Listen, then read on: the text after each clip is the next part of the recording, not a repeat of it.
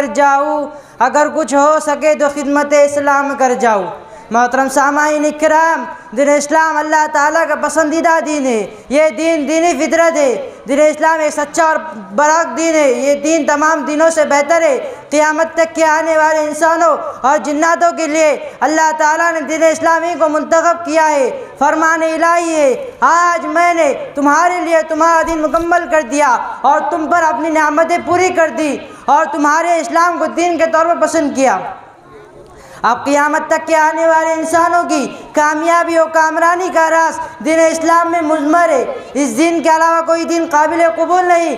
دین اسلام کو قبول کرنے کے بعد آدمی صاحب ایمان ہوتا ہے، مسلمان کہلاتا ہے۔ ہر صاحب ایمان اور مسلمان کی ذمہ داری ہے کہ وہ دین پر عمل کرے، دین کی نشر و اشاعت و کلمے کی سربلندی و سرفرازی کے لیے جد و جہد کرے۔ دین و ایمان کی فکر کرنا ہمارا دینی و ایمانی فریضہ ہے۔ ہر دور میں ایمان والوں اور اللہ کے ماننے والوں نے اس محنت کا فریضہ انجام دیا ہے۔ ماضی قریب میں حضرت مولانا الیاس رحمۃ اللہ علیہ کو اس بات کی پوری شدت سے احساس ہوا کہ اس وقت سب سے مقدم اور ضروری کام تبلیغ اور مسلمانوں میں مسلمان ہونے کا احساس پیدا کرنا، اور یہ احساس بغیر محنت و قربانی کا حاصل نہیں ہو سکتا۔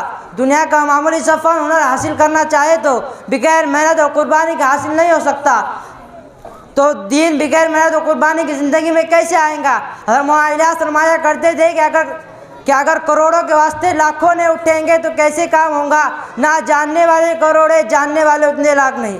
دعوت تبلیغ کا اتنا عظیم، اتنا بڑا کام کہ اس کے لیے چند افراد، چند جماعتیں کافی نہیں۔ یہ ہر مسلمان اور صاحب ایمان کی ذمہ داری ہے۔ ہم میں سے ہر ایک ذمہ دار ہے۔ اس کو اس ذمہ داری کے متعلق کل پوچھا جائے گا۔